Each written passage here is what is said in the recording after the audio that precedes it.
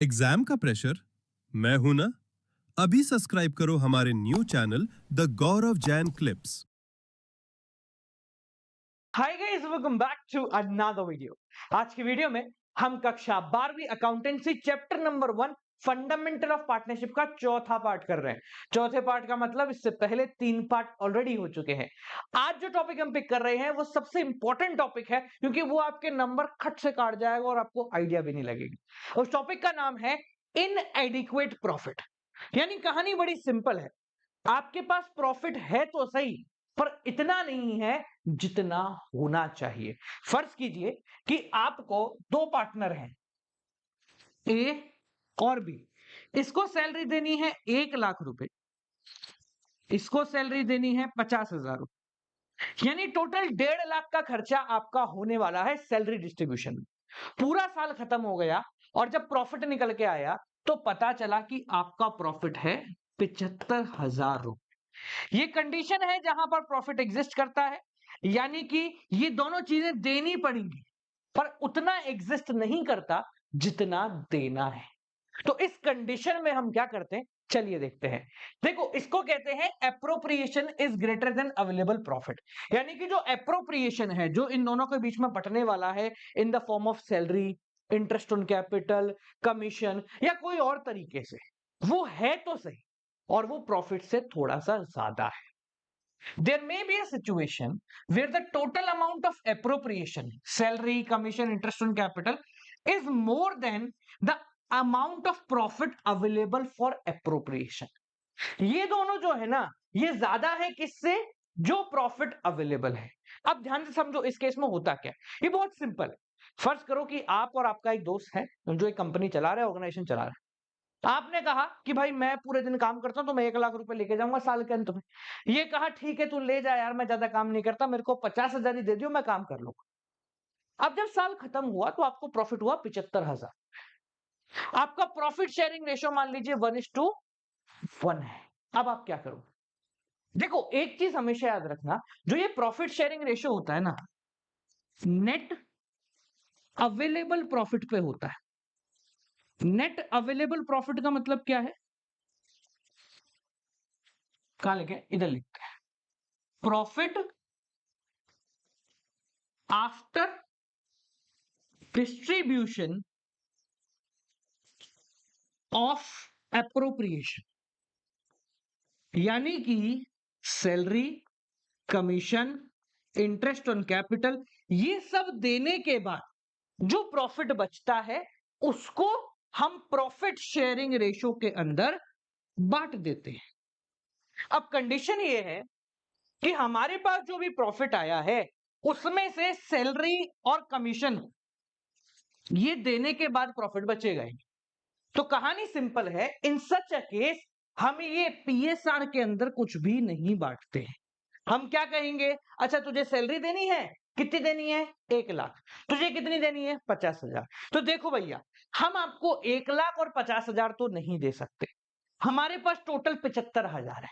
क्या किया जाए? तुम इस 75,000 को अपने सैलरी के रेशो में बांट लो। यानी कि हम इस 75,000 को 50,000 और 25,000 के रेशो में बांट देंगे। देखो क्या लिखा हुआ है, available profit is distributed in the ratio of appropriation.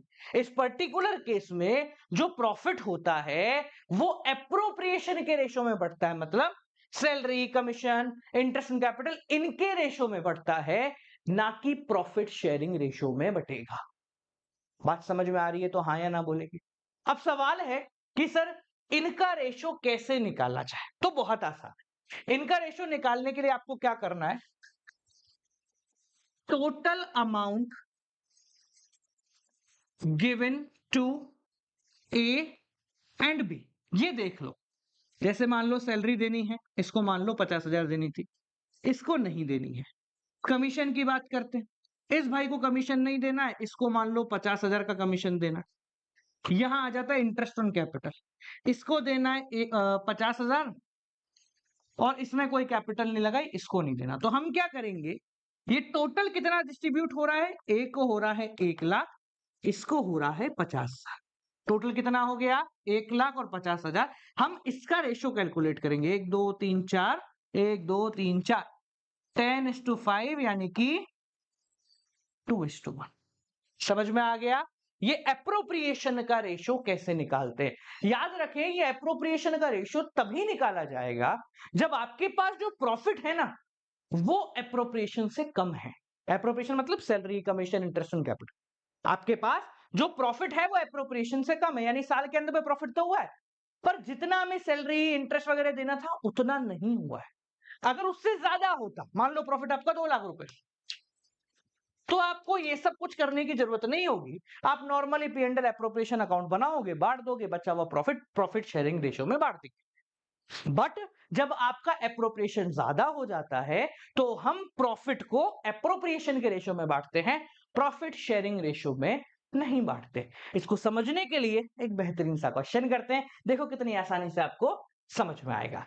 Question आपके सामने क्या है, पहले आप रीड कीजिए फिर देखते हैं। A and b are partner sharing profit and losses in the ratio 3:2। मैंने पहले भी सिखाया, जब भी क्वेश्चन आए उसको इस तरीके से वर्किंग नोट में बना लिया। ए कंट्रीब्यूटेड 10 लाख एज कैपिटल। ए जो है इसने 10 लाख रुपए की कैपिटल लगाई है, बहुत रईस आदमी है। बी ने कंट्रीब्यूट करी है 5 लाख रुपए की कैपिटल। ठीक है सर। इसके बाद क्या कहता है, interest on capital is provided 10% per annum.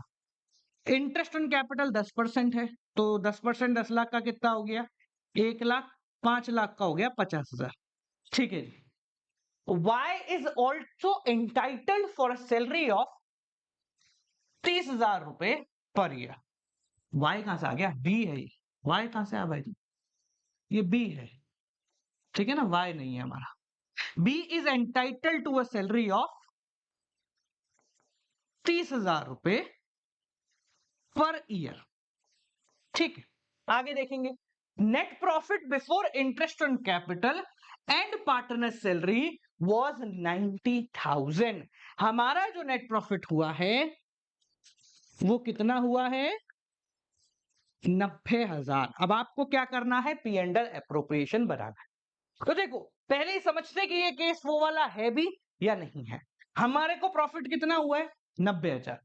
हमें इसको इंटरेस्ट ऑन कैपिटल देना है 1 लाख, इसको देना है 50,000, इसको सैलरी देनी है 30,000।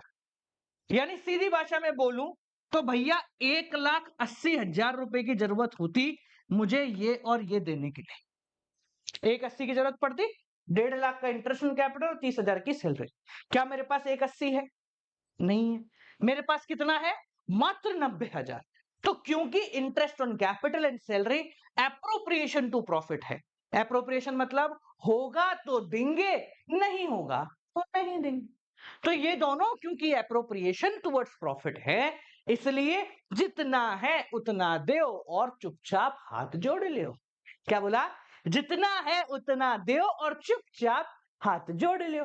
तो हमारे पास 90,000 है तो 90,000 बांट देंगे। ठीक है, तो देखो कैसे बांटेंगे। पहले मैं एक अकाउंट बना देता हूं। ये लीजिए, ये बेहतरीन सा अकाउंट आपका बन गया है। छोटा ही अकाउंट बनेगा, ज्यादा बड़ा नहीं बनेगा। इस अकाउंट की हेडिंग डालते हैं पी&एल एप्रोप्रिएशन अकाउंट। ठीक है, इसमें कोई डेट नहीं आती है क्योंकि ये आखिरी तारीख को बनता है। ठीक है, फाइनल अकाउंट का part, particular amount, particular amount. ठीक है, नेट प्रॉफिट कितना है? बाय पी&एल अकाउंट, ब्रैकेट में लिखा नेट प्रॉफिट कितना है? 90,000। देखें कैसे बांटना है, देखो। अब क्योंकि आपके पास अवेलेबल प्रॉफिट एप्रोप्रिएशन से कम है तो इस भाई का कोई मतलब नहीं है, प्रॉफिट शेयरिंग रेशियो का कोई काम ही नहीं है, क्योंकि एक्स्ट्रा प्रॉफिट है ही नहीं तो बटेगा कैसे? ठीक है, तो रेशियो आप कैसे निकालते हैं? कैपिटल को तो भूल जाओ क्योंकि कैपिटल नहीं बढ़ती है, ये दोनों चीजें हैं। तो देखिए इन दोनों का रेशियो निकालते हैं। ए को टोटल हमें देना है 1 लाख, बी को टोटल हमें देना है 80,000। यही देना है। ए को सिर्फ इंटरेस्ट ऑन कैपिटल देना था 1 लाख रुपया, बी को इंटरेस्ट ऑन कैपिटल 50,000 और सैलरी 30,000। तो हमारे पास क्या निकल के आया? ए को 1 लाख, बी को 80,000। हमें इसका रेशियो निकालते हैं। कैसे निकालना है? देखो, जो कट रहा है काटेंगे। 1 2 3 4, 1 2 3 4 10:8, ये दोनों 2 से कट रहे हैं, 5:4। हमारा रेशियो कितना आया? 5:4। तो जो नेट प्रॉफिट होगा उसको हम प्रॉफिट शेयरिंग रेशियो में ना बांट के 5:4 में बांटेंगे। जिन भाइयों बहनों को नहीं आता बांटना, डरने की जरूरत नहीं है, आप यहां सीख नहीं आए तो सीख लो, कोई दिक्कत नहीं। कैसे बांटते देखो, 90,000 किस में बांटना है? 5:4। तो ए का शेयर कितना होगा? 90,000 का ए क्या है? 5। टोटल कितना है? 5 और 4 मिला के होता है 9। ऐसे बांट। सिमिलरली अगर बी का शेयर बताएं तो देखिए 90,000 का 4, बी का टोटल कितना है? 5 और 4 9। ये कितना हो गया देखो? 50,000। और ये कितना हो गया? 40,000। ठीक है, तो यहां पर आप चाहें तो लिखेंगे as capital account to b's capital account. ठीक है, चाहो तो लिख दो एप्रोप्रिएशन हमने बांटा है कितना? इसको दिया है 50,000, इसको दिया है 40,000, और आपका खाता यहीं पे हो जाता है खत्म। ठीक है, क्लियर हो गया? इसको कुछ लोग A salary, B salary and interest on capital करके भी लिखते हैं, पर उससे कोई फर्क नहीं पड़ेगा। ये जिस खाते में जा रहा है आपको उस खाते का नाम लिखना है। समझ में आ गया? देखिए कितना आसान है। ठीक है, तो ये टॉपिक आपका बहुत इंपॉर्टेंट है क्योंकि पिछले 1-2 सालों में इस टॉपिक की काफी बातें हुई हैं और ये चांसेस है कि इस साल आपके बोर्ड एग्जाम में ये आ जाए। समझ में आ गया बालकों? कोई दिक्कत, कोई परेशानी? ठीक है, तो इन टोटल अभी अपन ने 4 पार्ट इस चैप्टर के कर लिए हैं। इसके बाद नेक्स्ट पार्ट में अपन देखते हैं कि भाई किस प्रकार से पार्टनर्स कैपिटल अकाउंट बनाया जाता है, और फिर अगली 3 वीडियो में चैप्टर को समाप्त कर देंगे।